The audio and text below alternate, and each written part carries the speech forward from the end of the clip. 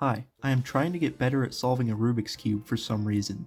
I chose to do a method of improvement that was not the most efficient option, but rather it was the option that had the most interesting things to talk about it and therefore was easier to make a video about. That's what happens when you place more importance on making YouTube videos than on actually getting better at cubing.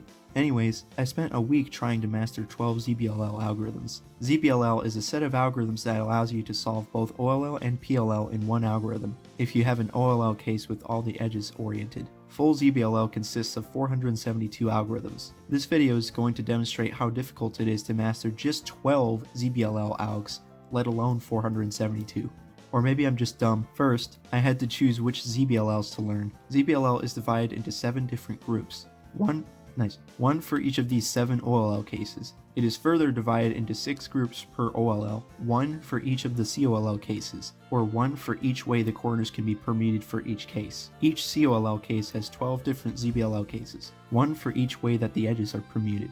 I chose to learn the ZBLL U3 cases, or every ZBLL that has this COLL case, where these 2 stickers are the same color and these 2 are the same. I chose this because this is the worst COLL that I actually use, and I'm trying to, in a sense, raise the floor by learning ZBLL for this case. The next step was to go through the algorithms for all 12 cases and choose which one I wanted to learn. I went to speedcubedb.com and looked at the 4 most popular algs for each case and chose which ones I would prefer to learn based on how easily and quickly I could execute them. I put the algorithms I chose into this document. Finally, it was time to start learning the algs. Throughout this whole process, I used a website called TrainU, which allows you to input specific algorithms to practice. The way I memorized them was, I would memorize 2 algorithms and then put them into the trainer and practice them for a while. Then I would memorize 2 more algs, practice them, and then practice all 4 algorithms, and that continued until I had memorized all 12 of the algs. It took me 2 days to learn all 12 algorithms.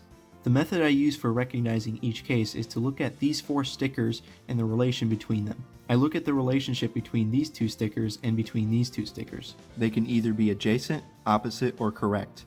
Correct means they are the same color, opposite means they are colors on opposite sides of the cube, and adjacent means they are colors on adjacent sides of the cube. Additionally, I have to distinguish between 3 cases where both these 2 and these 2 are adjacent. For these cases, I also have to look at the relationship between these 2 stickers and these 2 stickers. So it took me 2 days to memorize all 12 algs, and then on day 3 I just continued practicing them. At this point I was only recognizing the cases from this specific AUF.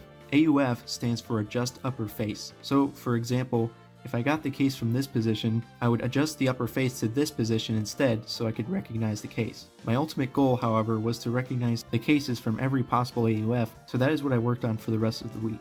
This is very difficult, because this essentially means that for every case, you have to memorize 4 different ways of recognizing that case. 12 cases, 4 AUFs for each one. That makes a total of 48 different things that you have to memorize. And I determined a way of memorizing them that I now realize wasn't the most efficient way to do so. So everything I'm about to tell you about how I memorize this stuff, I would not recommend you use this method. I will explain why later. Anyways, what I did was identify all 48 cases by a series of letters. The first 2 letters indicate the AUF.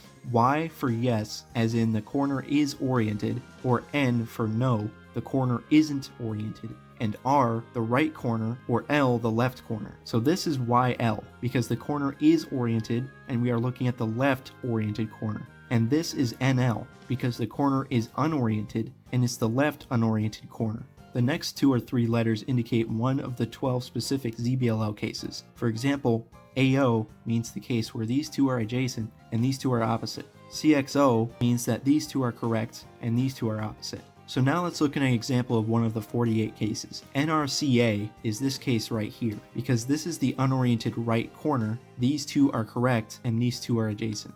The way I decided to memorize these cases was to match every case with the case on the AUF where I originally memorized the alg.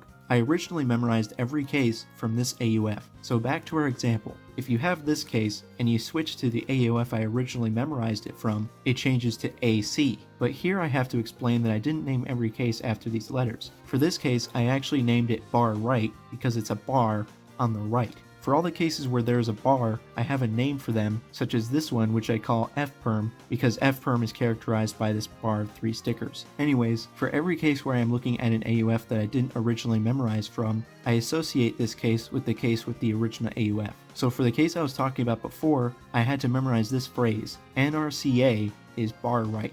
Another example is this case, NLAO is OXO.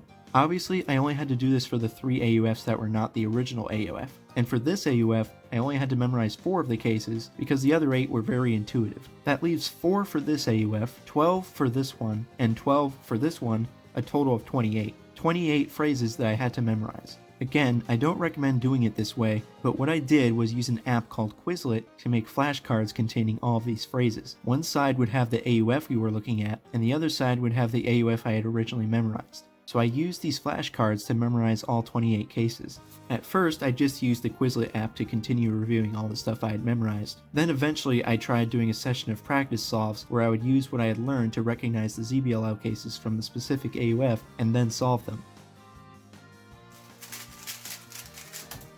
I was able to do this, and I did a session of 200 of these solves. The mean was 7.86. For reference, my average for doing COLL is about 3.3, so I eventually want my ZBLL time to go lower than that. I was at 7.86, so I had a long way to go. The next day, I did Quizlet practice for 30 minutes, and then did another session of 400 practice solves, and the mean improved to 6.14. The next day, I did 200 practice solves, and the mean was 5.04. And that concludes the 7 days. So obviously, we failed to get our times under 3.3, because our times were averaging 5.04 by the end of the week. Not to mention that I didn't even complete the last step of mastering these algorithms, which was to be able to predict the AUF to do after doing the algorithm. Because when you do the algorithm, it will solve the whole cube, but you might have to do a final turn of the upper face, and since I can't predict that for many of these cases, I have to pause and see what the final turn is after doing the algorithm. After doing this, I have realized that the method I used to memorize the 48 different AUF positions for case recognition was not the most efficient method. This is because for many of the cases, I have to translate what I am seeing into a series of letters, and then do the algorithm. What I should have done instead is memorize directly what algorithm I have to do, instead of memorizing a series of letters that would indicate what algorithm I have to do. This is what I'm ultimately working towards anyways, so I may as well just directly do this instead of including the unnecessary intermediate step of memorizing sequences of letters. So there you go. This was my attempt to master 12 ZBLL cases in a week. As you can see, I was unable to do this, but at least I made significant progress in it, or something. I don't want all this work to go to waste, so I'm going to continue trying to master these algorithms and then make another video about it. Anyways, that's it for this video. I hope you found this interesting, and I would really appreciate feedback. Goodbye.